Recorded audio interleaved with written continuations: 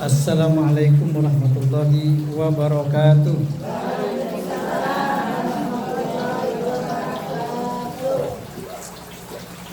Alhamdulillahirabbil alamin wa bihi nasta'inu ala umuri dunya waddin.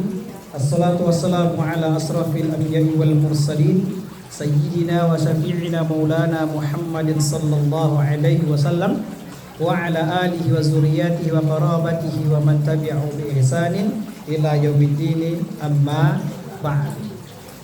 Alhamdulillah wa syukurillah, pertama dan yang paling utama tentu kita semua melafalkan kalimat syukur kita kepada Allah Subhanahu wa taala atas segala nikmat-nikmat yang Allah limpahruahkan kepada kita.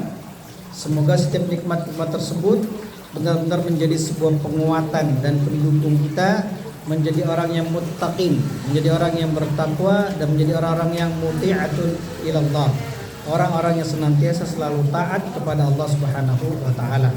Allahumma amin ya rabbal alamin. Salawat dan salam tak lupa pula kita haturkan dan sampaikan kepada junjungan besar kita, baginda besar Nabiullah Muhammadin sallallahu alaihi wasallam. Laqad kana lakum fi rasulillahi uswatun hasanah. Sungguh sudah ada, terdapatlah kebaikan daripada suri tauladan terbaik dan paling baik yang dimiliki oleh Rasulullah untuk kita semua. Semoga kita berupaya selalu semangat menjadikan Rasulullah SAW ini sebagai panutan dalam kehidupan kita. Dan barang siapa yang taat kepada segala sesuatu yang disampaikan oleh Rasulullah min qawlihi wa fi'lihi wa takririhi, dari qaulnya, dari ungkapan Rasulullah, wa min fi'lihi, dari perbuatannya Rasulullah, wa min takririhi, daripada ketetapan Rasulullah, insyaallah dia akan mendapatkan syafaat di yaumil qiyamah dari Rasulullah atas izin Allah. Allahumma amin ya rabbal alamin. Masyaallah. Para bunda sehat semua? Kabarnya sehat semua, alhamdulillah insyaallah ya. Sehat ini nikmat yang terbesar ya. Pasti hakul yakin semua dalam keadaan sehat walafiat, karena sudah bosan makan daging kayaknya insyaallah ya. Sombong banget kita, coba bosan makan daging coba, pengen makan yang lunak-lunak lagi gitu. Alhamdulillah wa syukurillah. Maka mudah-mudahan nikmat sehat walafiat ini senantiasa berisikan dengan niatan baik kita, senantiasa selalu beribadah kepada Allah Subhanahu wa taala. Para bunda yang dirahmati oleh Allah Subhanahu wa taala, pada kesempatan kali ini insyaallah kita akan saling menasehati antar kita, saling mengingatkan tentang terkait dengan hal-hal yang mengantarkan kita senantiasa selalu taqarrub. Apa itu taqarrub? Dekat kepada Allah Subhanahu wa taala. Maka dalam judulnya adalah ketika Allah menunda ya, ketika Allah menunda, memperlambat, bahkan meniadakan apa yang perlu kita lakukan. Setiap sesuatu yang Allah tunda atau bahkan segala sesuatu yang Allah tiadakan, Allah nafikan, maka kita harus punya pemikiran husnudzon. Apa tuh husnudzon? Berbaik sangka. Lawannya adalah suudzon, berburuk sangka. Manusia tuh harus selalu muhsinuzonni, harus senantiasa menjadi orang-orang yang berbaik sangka kepada Allah Subhanahu wa taala. Karena ini perihal yang utama.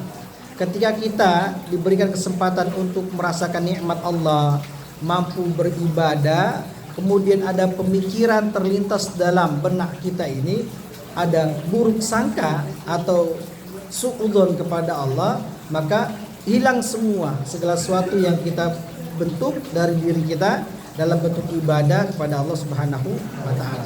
Maka wajar saja, masya Allah, Rasulullah SAW itu menyampaikan kepada diri kita itu bahwasanya perihal seorang mukmin itu benar-benar takjib dan benar-benar luar biasa dahsyatnya. Dikatakan oleh Rasulullah, ajaban li amril mu'mini, sungguh sangat luar biasa perihal yang dimiliki oleh seorang mukmin. Kita ini mukmin atau tidak bunda? Mukmin nih kita ya semuanya, insyaallah mukmin. Mukmin itu memiliki keimanan. Apa tuh iman? segala sesuatu yang kita mantapkan dalam diri kita, dalam sebuah keyakinan kita, kemudian dengan keyakinan tersebut kita lafalkan dalam bentuk ucapan kita, kemudian ucapan tersebut kita buktikan dalam tindakan kita dalam kegiatan sehari-hari kita, yakni dalam kegiatan beribadah kepada Allah Subhanahu wa taala. Maka dikatakan ajaban li amril mukmin, begitu dahsyat, luar biasa perihal seorang mukmin. Idza asabahu sarrahu syakara. Kalau diberikan segala sesuatu yang menyenangkan hatinya dalam bentuk nikmat, kelapangan, harta, kemudian anak yang sehat, keluarga yang damai-damai saja, wahwa syakara, maka dia cepat-cepat bersegera untuk bersyukur, ya. Kemudian sebaliknya, masya Allah, sebaliknya kalau seorang mukmin kalau ditimpa dengan hal yang sebaliknya, wa idza asabahu darrahu sabar, kalau ditimpa dengan segala sesuatu yang menguji kesabarannya, menguji daripada keinginan dia untuk melakukan hal-hal yang dilarang oleh Allah Subhanahu wa taala, wa huwa sabar, maka dia bersabar kepada Allah Subhanahu wa taala. Wa laisa dzalika illa lil mu'min. Dan ternyata masya Allah, dua hal ini tidak dimiliki oleh siapapun di luar sana kecuali orang-orang yang beriman. Maka betapa bahagianya, betapa senangnya kita kalau ada iman dalam diri kita. Bahkan masya Allah, la yadkhulul jannata, tidak masuk ke dalam sorga ketika seseorang itu ada rasa sombong, ya. Apa itu kesombongan? Laisa fihi al-iman, tidak ada keimanan dalam dirinya.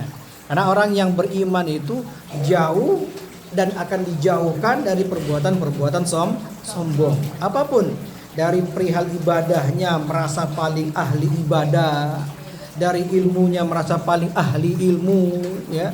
Dari kekayaan merasa paling dermawan dan jutawan, merasa ini laisa fihi al-iman wa huwa la yadkhulul jannata, tidak masuk ke dalam sorga. Walaupun ada sebiji zahra, sekecil atom daripada bentuk kesombongan, tidak ada keimanan kepada Allah Subhanahu wa taala. Maka mudah-mudahan masya Allah kita senantiasa selalu menasihati antar kita, saling mendoakan dalam kesunyian, karena doa-doa orang yang tidak kelihatan dengan kita, doa-doa orang-orang yang tidak terdengar oleh kita, ini doanya makbul indallah.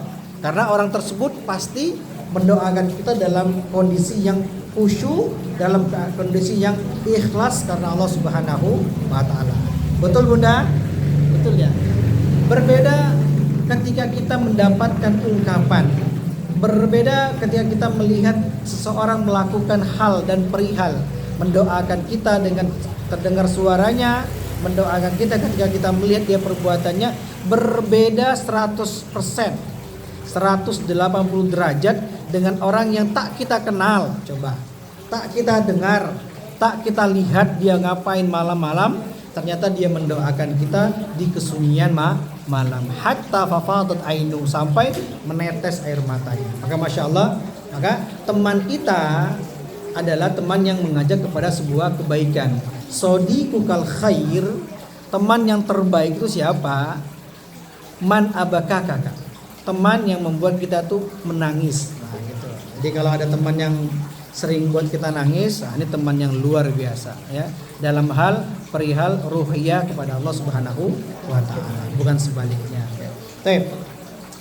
Para bunda yang dirahmati oleh Allah Subhanahu wa taala, maka pada kesempatan kali ini ada 4 perihal. Ada 4 perihal terkait segala sesuatu yang Allah tunda, segala sesuatu yang Allah tiadakan dalam kehidupan kita ini. Yang pertama adalah semua orang tuh punya harapan, ya. Yang pertama adalah semua manusia punya harapan, ya. Musliman kana atau ghairi muslimin kana, muslim atau tidak muslim, beriman atau tidak beriman, orang itu pasti dia punya harapan dalam hidupnya. Sejahat-jahatnya manusia paling jahat, pasti dia punya harapan, pasti. Tidak ada orang yang jahat itu mengingat harapan yang jahat.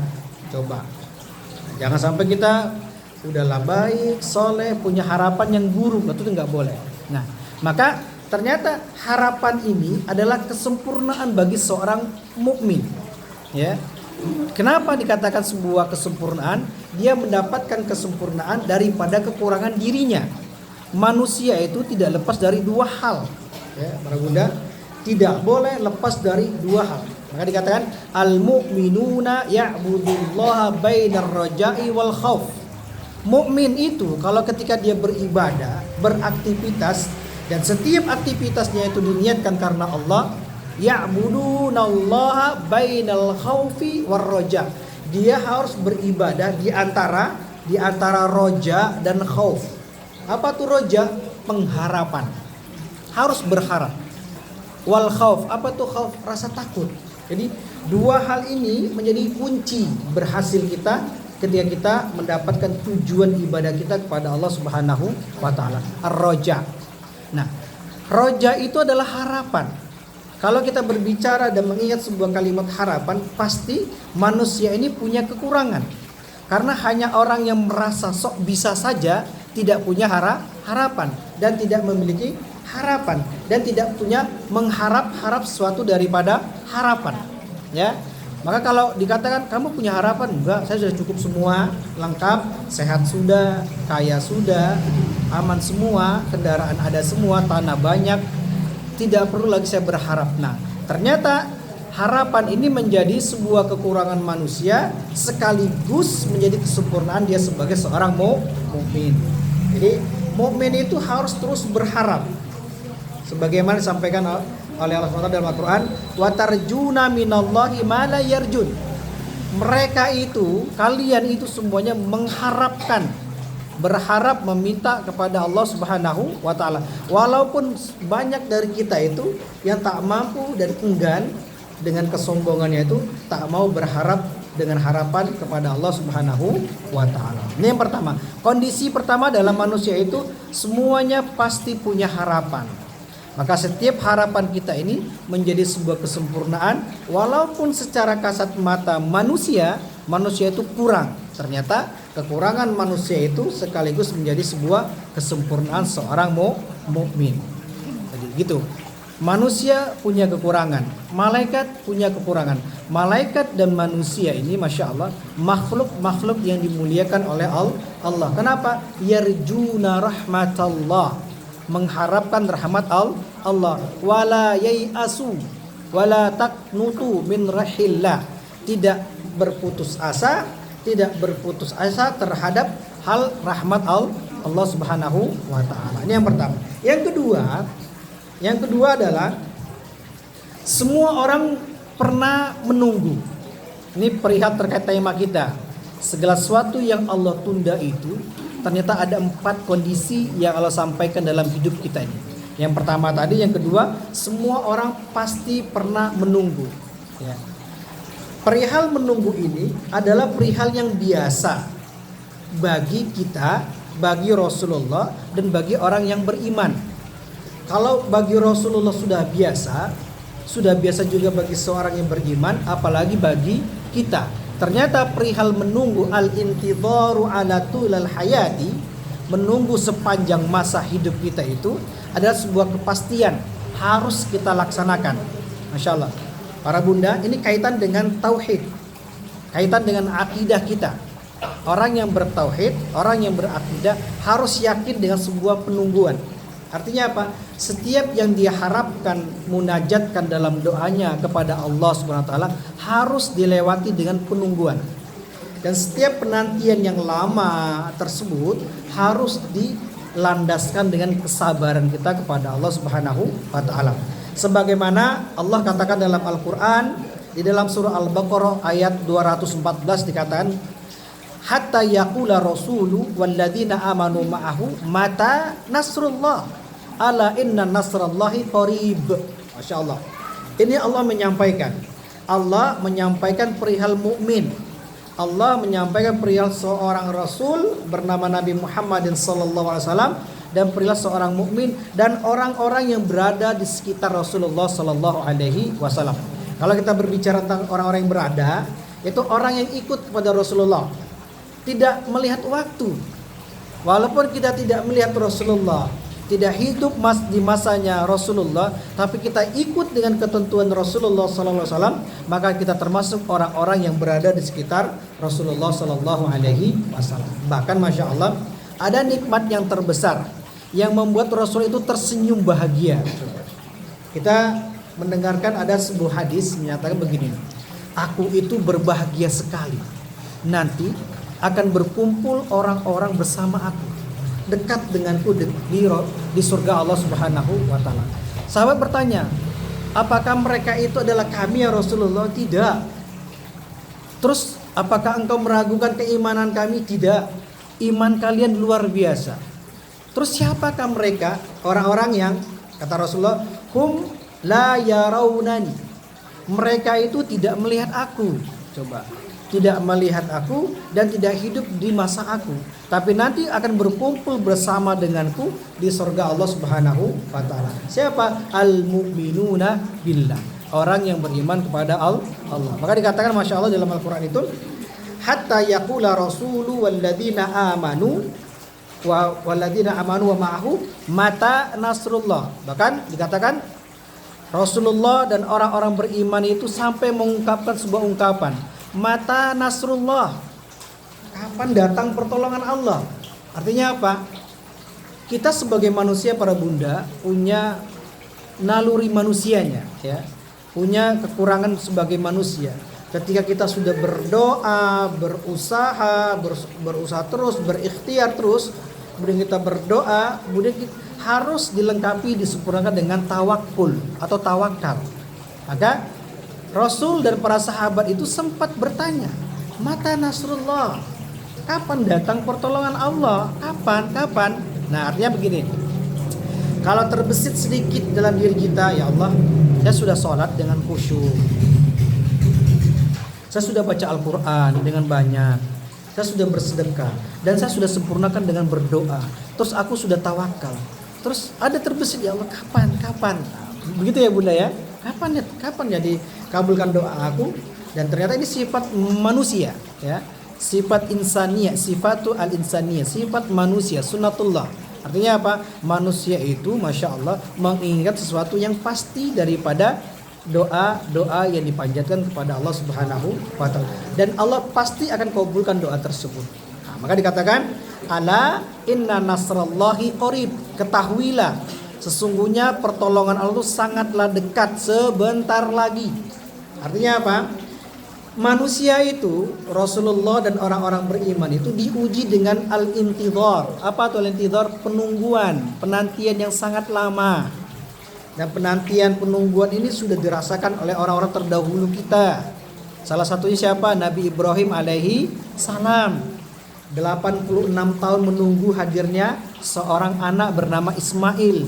Dari Ismail keturunan itu turun semua itu para nabi-nabi besar semua. Ada Nabi Yusuf, ada Nabi Yakub, Masya Allah. Itu nabi-nabi yang luar biasa yang datang dari jalur Nabi Ismail. Karena apa? Karena kesabaran daripada penungguan tadi, karena Allah Subhanahu wa taala. Fabasyarnahu bigulamin halimin.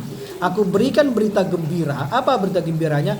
Diberikan sosok anak yang halim, anak yang soleh, beradab, sopan santun, bertakwa kepada Allah Subhanahu wa taala. Ini, maka Masya Allah, kondisi yang kedua ini adalah kondisi harus siap, mau tidak mau kita menunggu dengan penantian yang sangat panjang sesuai keinginan Allah Subhanahu wa taala.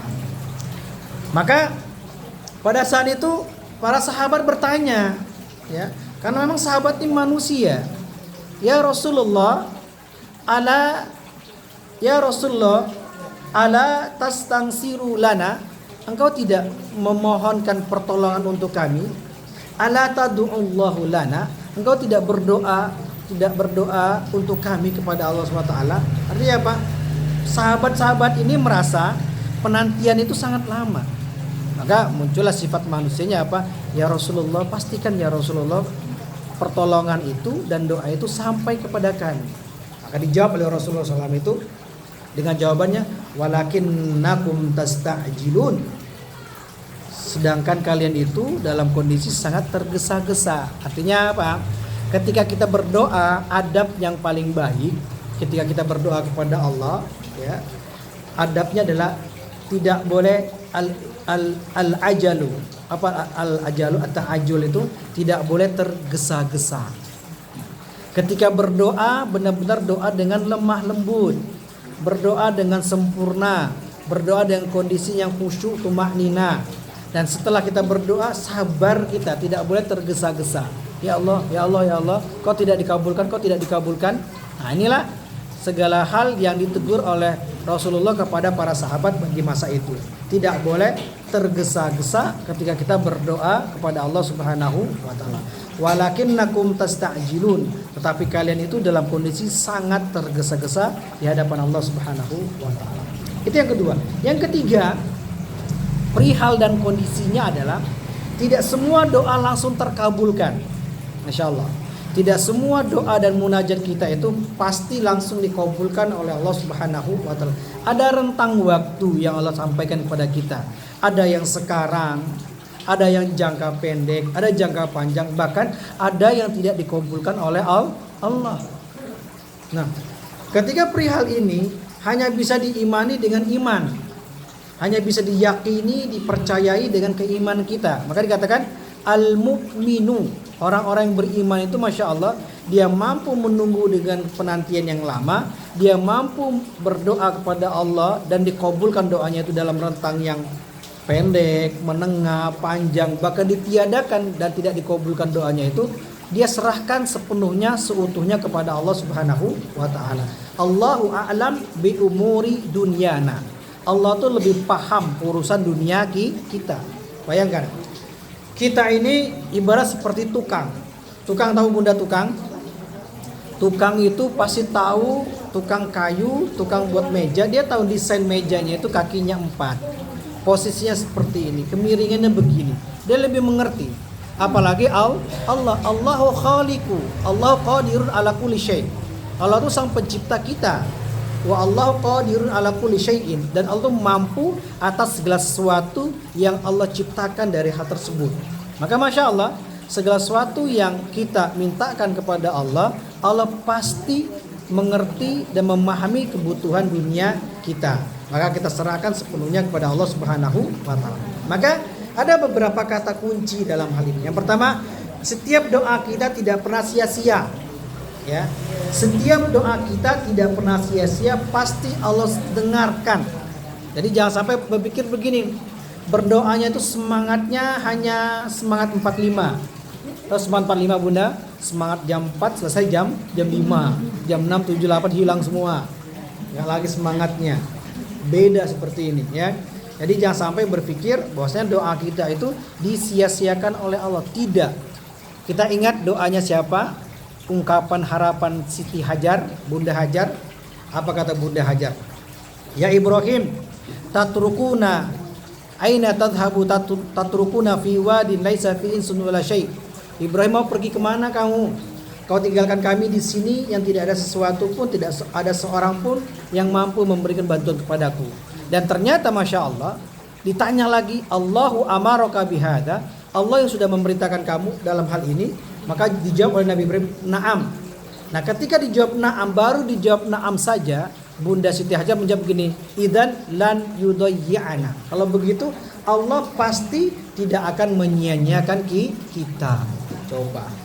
Jadi setiap yang kita utarakan dalam doa munajat kita kepada Allah, insya Allah yakin semua doa kita akan dikabulkan oleh Allah Subhanahu wa taala. Maka tidak boleh berputus asa, tidak boleh tergesa-gesa ketika kita berdoa kepada Allah Subhanahu wa taala. Yang keempat, tidak semua keinginan segera terwujudkan. Tidak semua keinginan segera terwujud, dikabulkan oleh Allah Subhanahu wa taala. Nah, kita ingat dengan ayat Allah, ya. Tidak semua keinginan kita, harapan kita diwujudkan oleh Allah. Artinya apa? Dinafikan, ditiadakan. Enggak ada lagi harapan seperti itu. Hilangkan, cari harapan yang lain. Ya. Cari harapan doa-doa yang lain. Karena Allah tahu harapan doa yang tadi tidak bermanfaat untuk kita. Kok bisa tahu? Ya, Allah paham dan urusan kita. mengerti. Maka kita sebagai manusia itu punya kecerdasan itu seujung kuku kita loh. Bukan seujung kekuasaan Allah, seujung kuku kita itu baru dikatakan kecerdasan kita. Kalau kita pengen lihat berapa banyak ilmu kita itu seperti kita mencemplungkan telunjuk jari kita ke lautan, terus kita angkat tetesan terakhir yang paling akhir mau kering, nah itulah ilmu kita. Dan selebihnya adalah ilmu Allah. Nah, maka wajar saja Allah katakan dalam Al-Quran di surah Al-Baqarah ayat 216, wa asa an takrahu syai'an wa huwa khairul lakum. Wa asa an tuhibbu syai'an wa huwa syarrul lakum. Wallahu ya'lamu wa antum la ta'lamun. Masyaallah. Maka dikatakan oleh Allah, boleh jadi segala sesuatu yang engkau benci itu, antakrahu syai'an wa huwa khairul lakum. Segala sesuatu yang kita anggap sebuah kebencian, sesuatu yang tidak senang bagi kita, ternyata dibalik oleh Allah menjadi sesuatu yang menyenangkan kita. Pernah nggak terjadi seperti ini Bunda dalam hidup kita? Pernah ya? Sangat pernah. Misalkan kami, Masya Allah, saya pribadi itu ketika keberangkatan dari Merak, Bangkauni ke Merak itu, saya sudah marah-marah Bunda, Masya Allah. Makanya Masya Allah, manusia itu tergesa-gesa hidupnya, tergesa-gesa suudzon, buruk sangka kepada Allah. Ketika mau naik mobil saya, qadarullah itu perseling giginya itu lepas, jatuh gini kan, jatuh lepas, nggak ada lagi tarikannya. Saya udah kesal itu, udah mana antrinya panjang kan, pasca mudik itu luar biasa tuh. Dan ternyata disuruh balik lagi. Nah, singkat cerita, akhir di depan saya tuh ada truk warna pink, gerobak truknya tuh warna pink belakangnya, bawa buahan. Nah, ternyata qadarullah itu di belakang saya. Kalaulah seandainya saya duluan ya, ternyata truk itu maju dan jembatan yang menyambungkan antara kapal dengan dermaga itu bergoyang, menjauh, dan truk itu qadarullah jatuh ke dalam, masuk ke laut coba. Dan itu ada di berita lah, ada 2 hari berita itu. Masuk ke dalam dan saya di belakangnya posisinya, Masya Allah. Itu terjadi. Artinya apa? Segala sesuatu yang kita anggap benci dalam hidup kita, kayak menyukarkan, menyusahkan hidup kita, ternyata itu adalah kebaikan untuk kita. Maka Masya Allah, segala sesuatu yang Allah sampaikan dalam hidup kita itu terkadang tidak bisa kita nilai, ya, barometernya itu dari kita, tapi barometernya dari Allah Subhanahu wa ta'ala. Maka dikatakan oleh Allah Ta'ala, antakrahu syai'an wa huwa khairul lakum. Dan sebaliknya, wa asa an tuhibbu syai'an wa huwa syarrul lakum. Terkadang segala sesuatu yang kita anggap senang, kayaknya menyenangkan ini, luar biasa ini, pasti nih, ternyata itu adalah sesuatu yang tidak bisa membuat kita senang, buruk bagi kita. Wallahu ya'lamu, Allah lebih mengetahui, wa antum la ta'lamun, dan engkau tidak akan mengetahui hal tersebut. Artinya apa? Allah itu pasti memberikan perihal kondisi yang paling baik untuk kita. Untuk siapa? Lil mu'min, untuk orang yang beriman. Para Bunda yang dirahmati Allah SWT, maka Masya Allah, wajar saja Rasul sampaikan tadi dalam sebuah hadis, ajaban li amril mu'min, dahsyatnya perihal seorang mukmin.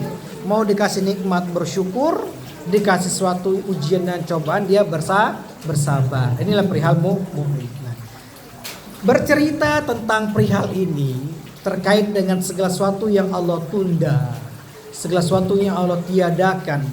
Apa yang menjadi contoh ibrah yang kita ambil dari kisah-kisah masa lalu? Kalau tidak ada 4 kisah. Yang pertama adalah kisah Nabi Ibrahim tadi, ya.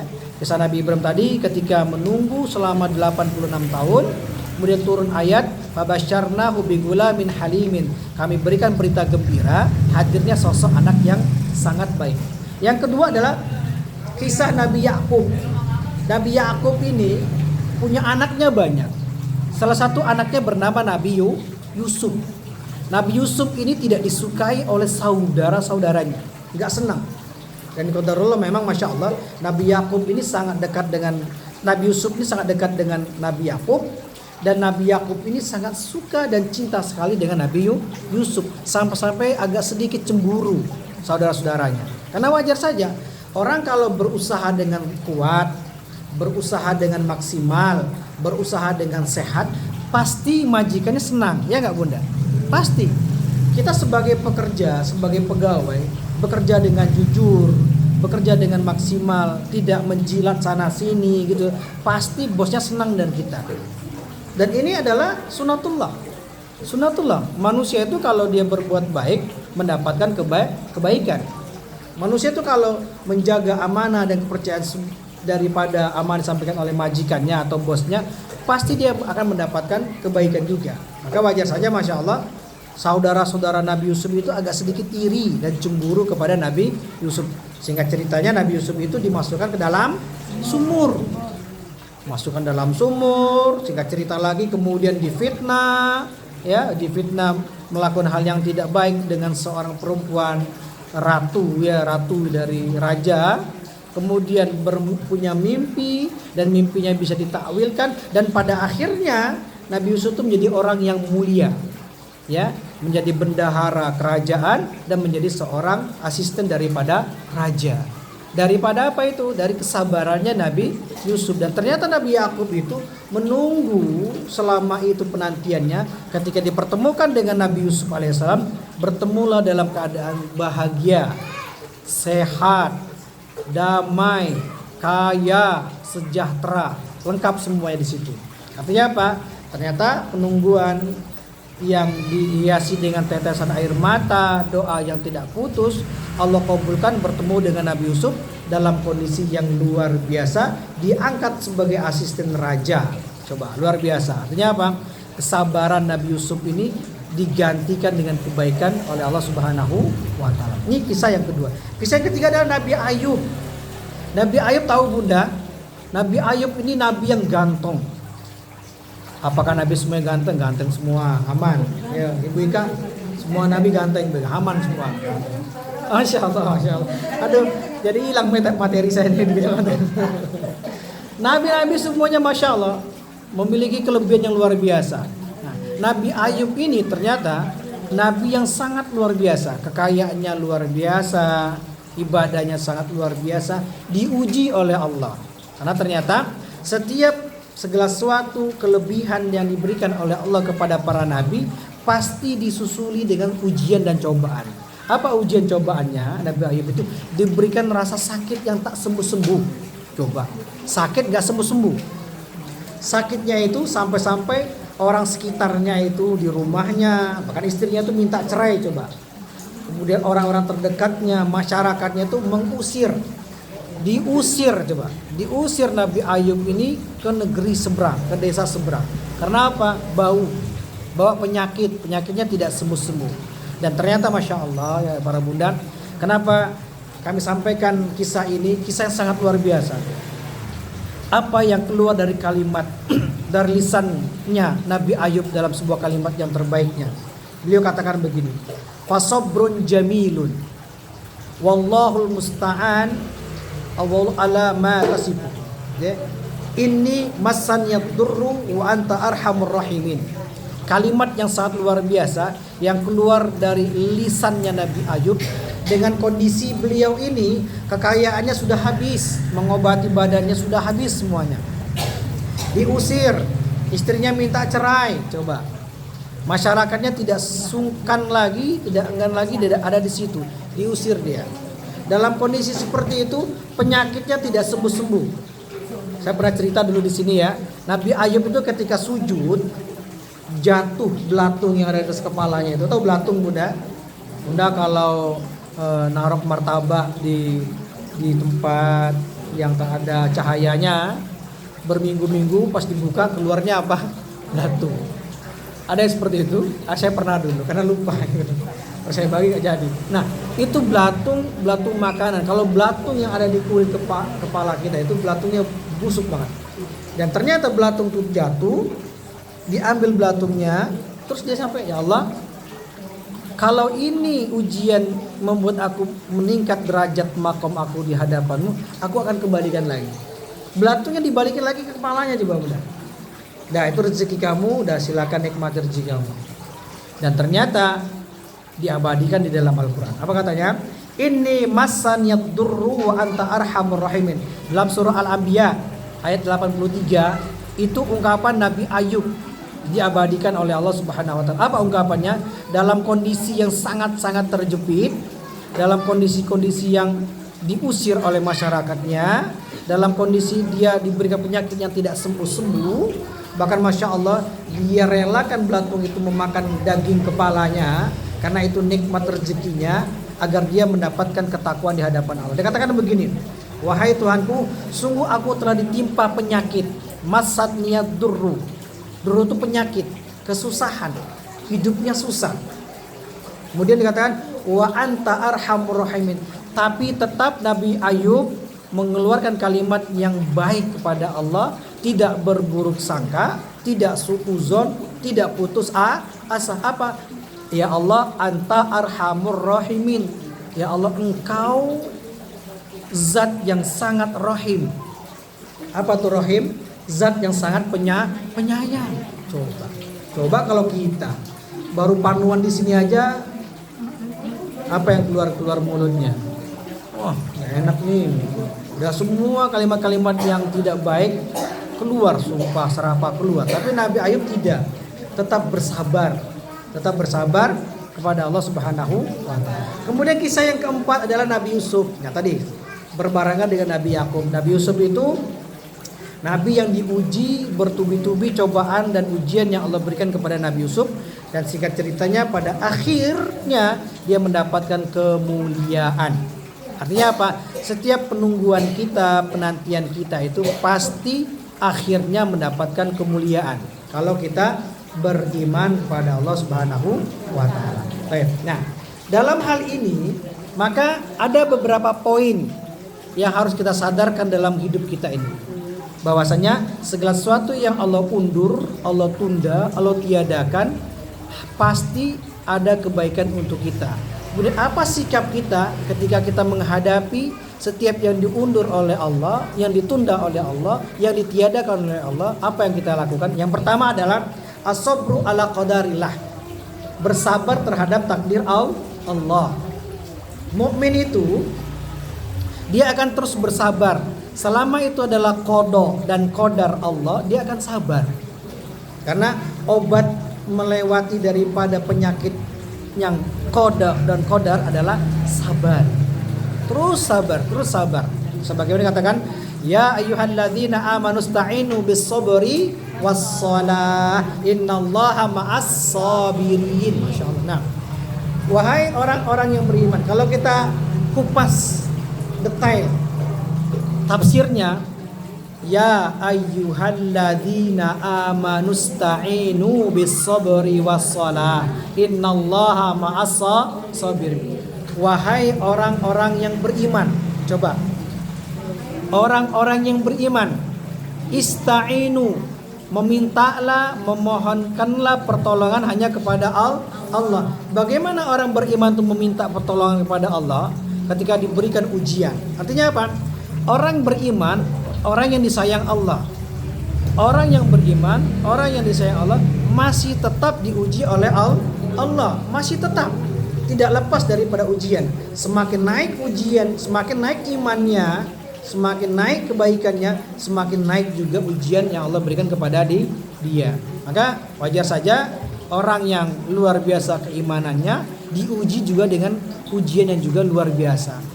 Katakanlah dia berapa ustaz-ustaz kita, guru-guru kita yang Masya Allah, beliau berbicara tentang akhlak, dan ternyata diuji dengan akhlak juga. Beliau berbicara tentang zakat sedekah, diuji juga dengan zakat dan kehilangan sesuatu. Ada yang berbicara tentang sabar, diuji juga dengan kesabarannya. Artinya apa? Naik keimanannya, naik pula ujian dan cobaan. Maka orang-orang yang beriman itu memintakan pertolongannya kepada Allah bis-shalah, bis-sabri was-shalah, dengan sabar kemudian salat. Urutannya pas. Tidak dengan sholat baru dengan sabar, tapi sabar dulu baru dengan sholat. Orang yang ingin mendapatkan yang namanya ketaatan, nikmatnya sholat itu dilewati dengan kesabaran dulu. Sabar dia ketika berwudu, tidak boleh tergesa-gesa. Sabar dia ketika memperhatikan istinjanya, yang keluar dari depan dan di belakang itu bersih atau tidak. Orang kalau sholat istinjanya nggak bersih, sholatnya nggak sah. Kalau dia tahu sholatnya nggak sah, dia dapat dosa. Saya tahu kok, tapi ya diam-diam aja lah, nggak yang lihat kok. Bu Ika juga nggak di absen sama Bu Ika, aman, nggak lihat. Tapi yang lihat Allah. Makanya orang yang berilmu itu kalau melakukan perbuatan dosa itu hukumannya tuh double, ya double. Dia tahu hukumnya begini, tapi dilakukan, double hukumannya. Berbeda dengan orang yang tidak punya ilmu. Bisa jadi dia dimaafkan, coba. Bisa jadi dia dimaafkan. Kalau orang yang sudah berilmu, tahu dia ilmunya, terus dia melanggar ilmu tersebut, maka dia dapat double, dosanya double. Maka dikatakan orang-orang yang suka berbuat dosa-dosa besar, al-kabir minal kabair, dosa besar dari dosa-dosa yang lainnya. Nah, artinya apa? Orang yang ingin mendapatkan pertolongan oleh Allah, lewati dengan sabar dan sholat. Maka Masya Allah, mudah-mudahan ketika Allah uji kita dengan ujian dan cobaan, jangan sampai kita melupakan sholat. Orang sekarang kan begitu, apa nggak sholat? Lagi pusing. Nah coba, lagi pusing coba. Kenapa nggak sholat? Utang saya banyak. Kenapa nggak sholat? Anak saya belum pulang-pulang dari safar kemarin. Coba, sholat dijadikan sesuatu yang meniadakan dia dekat kepada Allah. Justru ketika kita dalam kondisi terjepit, tersudutkan dengan kondisi dan perihal kita dalam hidup kita, justru kita kata Allah apa? Ya ayyuhalladzina amanu sta'inu bis sabri wassalah innallaha ma'as sabirin. Sesungguhnya Allah bersama dengan orang-orang yang sabar. Maka Masya Allah, orang yang beserta dengan Allah adalah orang-orang yang sabar. Insya Allah, mudah-mudahan kita termasuk orang-orang yang penuh kesabaran atas ujian dan cobaan Allah Subhanahu wa Ta'ala. Ini yang pertama. Bu Ika masih lama ya, lanjut terus ya. Saya kalau Bu Ika masih garang, saya lanjut ini, aman. Tapi kalau Bu Ika sudah kalau udah 5 watt, saya langsung tutup nanti. Yang kedua adalah al-istimraru fid du'a. Apa itu istimraru fid du'a? Continue. Istimroriyah, terus menerus tanpa putus berdoa. Jadi terus berdoa. Dikabulkan, tidak dikabulkan, belum dikabulkan, terus berdoa kepada Allah Subhanahu wa Ta'ala. Wa qala rabbukum ud'uni astajib lakum. Jadi perintah doa ini itu Allah yang memerintahkan kita. Tuhanmu, Rabbmu menyampaikan kepadamu, ud'uni astajib lakum. Mintalah kepadaku dan aku akan berikan kabulnya kepada engkau. Maka perihal doa ini dulu sudah kita bahas. Ada 3 perihal, ada 3 waktu. Kita berdoa hari ini dikabulkan oleh Allah. Kita berdoa hari ini belum dikabulkan oleh Allah. Ternyata kenapa tidak dikabulkan? Diganti dengan apa? Allah selamatkan kita dari mara bahaya, malapetaka, ya, murka Allah, itu diselamatkan dari doa-doa kita yang belum dikabulkan, diganti dengan hal tersebut. Kemudian kita berdoa belum dikabulkan, ternyata Masya Allah, Allah ganti dengan dimudahkan urusan akhirat kita. Nah, itu mukmin itu.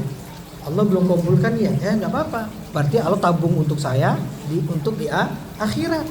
Dan kita harus yakin, berapa banyak orang yang hidupnya santai, damai, kemudian tuntas, beres di dunia, tapi di akhirat disulitkan oleh Allah. Itu banyak.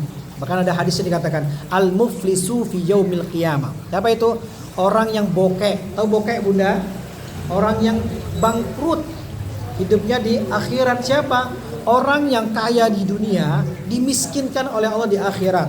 Orang yang hidupnya senang, nyaman, lolos di dunia, disusahkannya hidupnya di akhirat. Kenapa? Sebab utamanya apa? Dia punya mulut ngomongin orang, dia punya tangan memukul orang, dia punya kekuasaan ambil hak orang.